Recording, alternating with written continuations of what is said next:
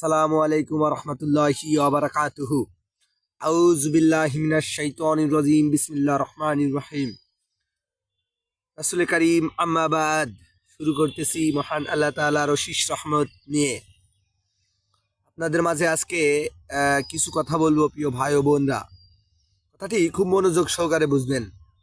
আমি যে ঘটনাটি আপনাদের মাঝে বলার চেষ্টা করছি, সেই ঘটনাটা আমি কি উদ্দেশ্যে বলছি সেটা প্রত্যেক পিতামাতাই বোঝার চেষ্টা করবেন। বিশেষ করে এই ভিডিওটা পিতামাতাদের জন্য।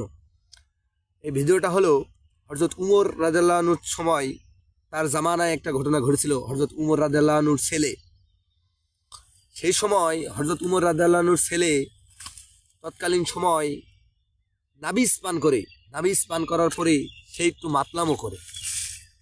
ইসলামে মদ সম্পূর্ণ হারাম করা হয়েছে ইসলামে। তখন উমর রাদিয়াল্লাহু আনহু সেটা জানতে পারে এবং উমর রাদিয়াল্লাহু আনহুর সময় উমর রাদিয়াল্লাহু আনহুর কাছে এই বিচারটি দেওয়া হয়।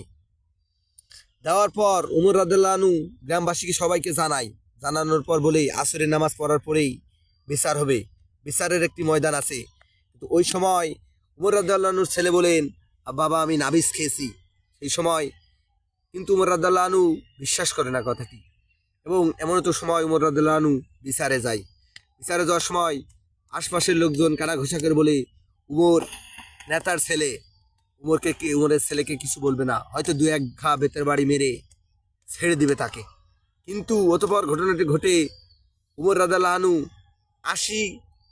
৮০ ঘাত বেতের আঘাত করার অনুমতি আসে।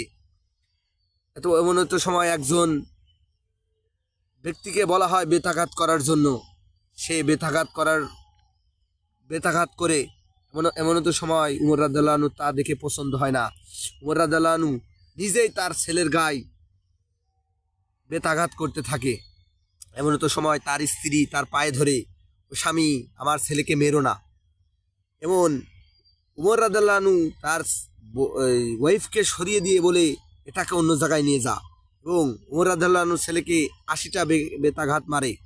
৩০টা না ৩৫টা বেতাঘাত মারার পরেই তার ছেলে ইন্তেকাল করে। উমর রাদিয়াল্লাহু আনহু বলেন যে গোসল দে, কাফন করা, এবং কি যে বেত আঘাতগুলো বা বাকি ছিল সেই বেত আঘাতগুলো তার কবরের উপর মারে। ইনি ছিলেন একমাত্র পিতা, মানে একমাত্র নেতা, যে ইসলামের জন্য একটু এত পরিমাণ ন্যায় বিচারক ছিল যে তার ছেলেকে দেখলেই বোঝানো যায়। প্রিয় দর্শক বিন্দু, আমি আপনাদেরকে কথাগুলো বোঝাতে পারিনি সঠিকভাবে। আমার কথার মধ্যে কি ভুল আছে আপনারা কমেন্ট করে অবশ্যই জানাবেন।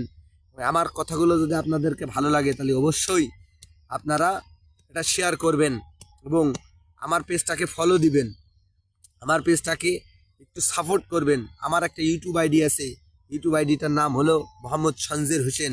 এখানে আমি ইসলামিক ভিডিও পোস্ট করি। আপনারা একটু সাপোর্ট করবেন আমাকে।